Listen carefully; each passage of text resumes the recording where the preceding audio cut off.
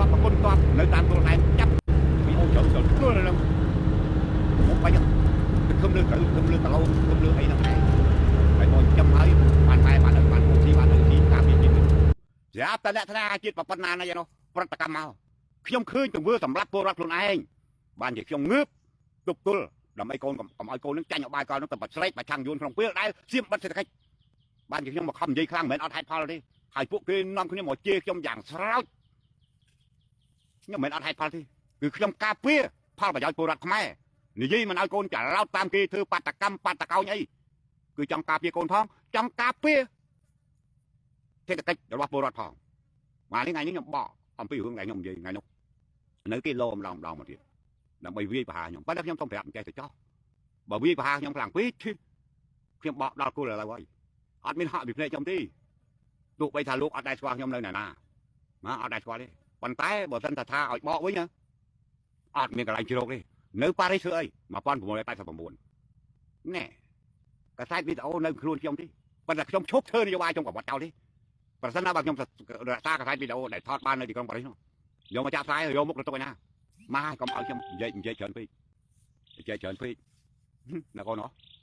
ដូចនេះប៉ុណ្ណឹងឯងកូនណែកូនយល់ហើយប៉ុណ្ណឹងណាកូននោះកូនយល់ហើយណោះអកបាយអត់បានទៅណាកូនណាព្រោះយន្តហោះទម្លាក់ក៏បែកលើភូមិដែលខ្ញុំទៅនោះប៉ុន្តែដំណឹងមក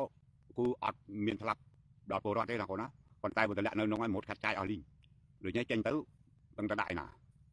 ដូចនេះតើបើយាពេលហើយណាកូនណាបើយាពេលហើយឥឡូវខ្ញុំតាំងពីត្រូនដេញបាញ់ម្ដងមកពេលដែលទៅដល់ទីនោះគឺមិនហ៊ានឡាយទេកូនវាមិនខ្លាចឆ្លាប់ទេប៉ុន្តែចង់រស់បានធ្វើកិច្ចការសង្គមនឹងតទៀតព្រោះខ្ញុំនៅពេលថ្ងៃនោះហេតុអីមកបាញ់តែខ្ញុំពីអ្នកលបងឃីមមកយើងក៏គិតដល់អានឹងដែរព្រោះទៅរឿងនេះបើសិនថានិយាយប្រាប់កូនទៅវាដឹងវាដាក់ទៀតវាដាក់ម្ដងអត់ងាប់គេម្ដងនេះទៅបាត់ទៅដល់ទៅបាត់អត់ឡាយនិយាយប្រាប់កូនទៀតអត់ណាទៅចឹងទៅចេះហើយដល់ពេលចេញទៅទល់ដែនគឺអំពើឡើយណាកូនណាអំពើនៃការឡាយហើយណាកូនណានេះជាហេតុផលប្រាប់កូនមកឲ្យហើយកូនទាំងអស់គ្នាយល់ច្បាស់ហើយណាកូនណាកូនទាំងអស់គ្នាអ្វីដែលយើងជួយជាតិពេលនេះណាកូនណាអត់មានងាកទេអត់មានគិនេះគំនុំបកគលទោះបីកូនមានកណ្ដុំបណ្ណាក៏ដោយកូនទៅតែហក់ចូលធ្វើនយោបាយហក់ចូលនយោបាយអត់មានយកកណ្ដុំទៅធ្វើនយោបាយទេដើម្បីជួយជាតិគឺហក់ចូលធ្វើនយោបាយរដ្ឋធម្មនុញ្ញបំពេញកាតព្វកិច្ចជាពលរដ្ឋដែលចង់បានលទ្ធិប្រជាធិបតេយ្យសេរីភូប៉ាលទ្ធិប្រជាធិបតេយ្យសេរីភូប៉ាមិនបាច់ដើររយណាទេគឺនៅក្នុងរដ្ឋធម្មនុញ្ញអនុវត្តរដ្ឋធម្មនុញ្ញគឺអនុវត្តលទ្ធិប្រជាធិបតេយ្យរហូតមកដល់ពេលនេះពលរដ្ឋខ្មែរអត់ទាន់បាន1%ដែលធ្វើនយោបាយក្នុងរដ្ឋធម្មនុញ្ញនោះទេគឺអត់មានទេគឺមានតែធ្វើគោលនយោបាយប្រឆាំងរដ្ឋធម្មនុញ្ញអ្នកខ្លះបានបង្កើតបកនយោបាយតាមរយៈធម្មនុញ្ញតាមរយៈរដ្ឋធម្មនុញ្ញបើរដ្ឋធម្មនុញ្ញមិនបើកឱកាសឲ្យអ្នកដែលចង់ធ្វើធំបង្កើតបកនយោបាយក៏អត់មានឯងបានបង្កើតបកនយោបាយដែរតែរដ្ឋធម្មនុញ្ញចែងឲ្យពលរដ្ឋខ្មែរទាំងពីរភេទមានសិទ្ធិបង្កើតបកនយោបាយទើបអ្នកអាចបង្កើតបកនយោបាយបានប៉ុន្តែនៅពេលមានតួអង្គជាបកនយោបាយហើយ